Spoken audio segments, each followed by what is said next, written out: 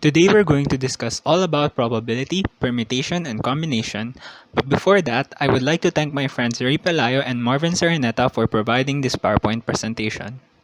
Probability could be defined by how likely an event occurs. It is usually represented as a fraction or as a percentage. Lastly, a probability equal to 1 represents an event that is certain to happen, while 0 represents an event that is impossible to occur. Say for example, you were to toss a coin. There are two ways that this could end, either a tail or a head. These are all the possibility of events, and this set of events is called the sample space.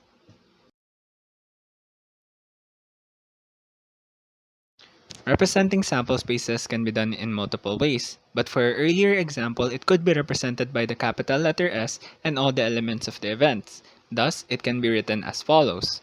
Note that the elements are contained by brackets and separated by commas.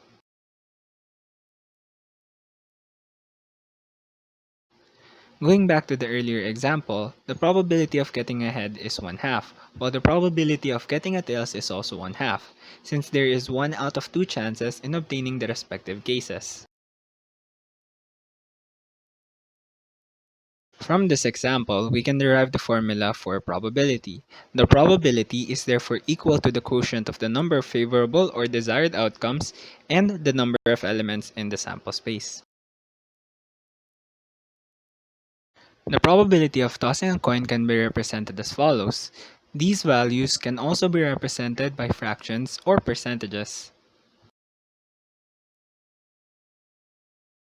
Let us see if we understand the concept by solving the first exercise.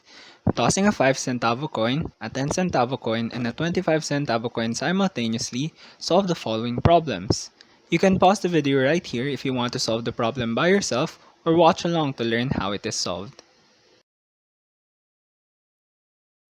The first task is to write down the sample space for the problem. Since each of the coins are different and unique, a heads in the 5 centavo coin would be different from a head from either the 10 centavo coin and the 25 centavo coin. Therefore, the sample spaces of the problem is as follows. Counting these elements, there are a total of 8 possible events for the problem. The second task is to solve for the probability of all coins landing as heads.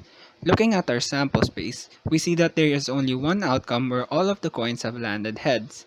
Therefore, the probability of all coins landing as heads is equal to 1 over 8, since there is only one favorable outcome and there are 8 total events. The third task is to calculate the probability of landing no heads at all. Once again, we look at our sample space. We see that there is only one outcome out of the 8 possibilities to landing no heads at all. Therefore, the probability of landing no heads at all is equivalent to 1 over 8.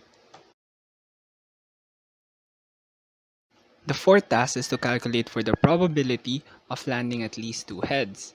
Once again, we look at our sample space. We see that there are 3 cases where there are 2 heads and 1 case with all 3 heads.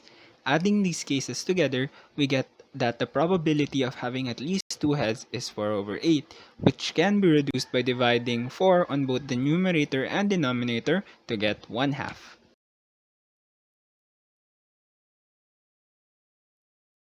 Now let's move on to the second example. Given a deck of cards, find the probability of drawing the following. You can pause the video right here if you want to solve the problem by yourself, or watch along to learn how it is solved. The first task is to find the probability of getting a spade card in a standard deck of cards. Since there are 13 cards and a total of 52 cards, the probability of getting a spade card from the deck is 13 over 52, which could be reduced by dividing 13 to get a probability of 1/4. The second task is to find the probability of getting a heart or a diamond card in a standard deck of cards. Since there are 13 cards with suits of heart and 13 cards with suits of diamonds, the total favorable outcome is the sum of these two, which is 26.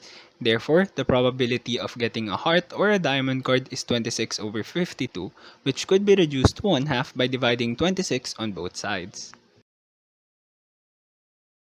The third task is to find the probability of getting a clubs with red color. Since there are no cards with clubs with red color, the probability of getting this is 0. In other words, this is an impossibility.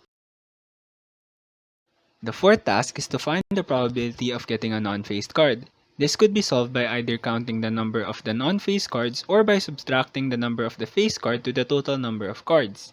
In this case, we did the latter since it is slightly easier. Therefore, the number of the non-faced card is 52 minus 12, which is 40. Then, the probability is 40 over 52, which can be reduced to 10 over 13 if both sides are divided by 4. The last task is to solve for the possibility of getting neither a heart nor a king. Since it is much more complicated to get the probability excluding these cases, the best way to proceed is by solving the probability of the inclusion of these cases and subtracting it to 1, since it is always the sum of all probabilities. From the solution below, we get that the probability is 38 over 52, which can be reduced to 19 over 26. Permutation is the number of ways that elements can be arranged when order is taken into consideration. In the example below, the arrangements between the letters are considered different and is therefore counted individually. On the other hand, combination is the number of ways that elements can be arranged when order is not taken into account. In the example below, the arrangement between the letters are considered the same and therefore is counted as 1. Thank you for listening, and hopefully you learned something new after watching this video.